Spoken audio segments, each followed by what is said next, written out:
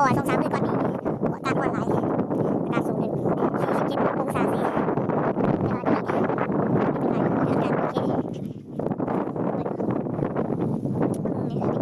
ทางล่างนี้มีต้นไม้ก็คือจะเป็นโอซาบิดัน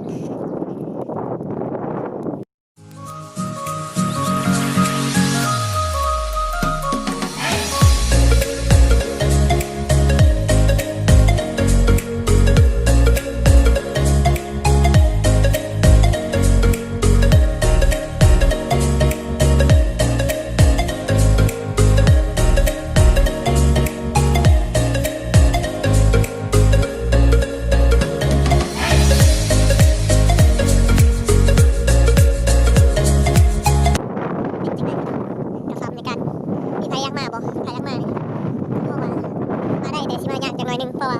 อยู่ไกลได้เลยไกลจากที่เราไกลได้ตามมาคุ้มกลางทะเลทรายเราพี่น้องป้องไปทุกคนคืออะไรครับเลยเอาเสียงคุณเลยนะครับเอาไปเนาะโอ้ยมันขี้ยังไงนี่เลยนี่เลยอันนี้เราป้องไป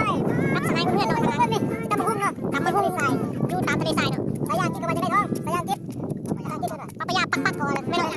บ่แม่นปัปยาตับประสาทเอายาตับมีส่วนประกอบยังไม่นอนสายคุณก็มีหลายอย่างมีแต่มักเก็ตเป็นห้อยังเนาะห้ออีขาวบ่ได้ตัวนี้เป็นพอกันซาพี่น้องพอกันซาอีกข้าวเฮ้ยก็คือแตงโมขาวหรือว่าผงชูรสใส่รสส่วนประกอบเป็นขาวถ้ามีทะเลทรายต้องมีกี่ทรายทั้งหมดนี่แมนต้องใส่กี่ทรายต่อมาพี่น้องนี่ก็ห่ออีกข้าวด้วยกันห่ออีกข้าวก็ขึ้นมาต่อนะคะต่อในว่าน้ำตาลเนาะน้ำตาลต้องลง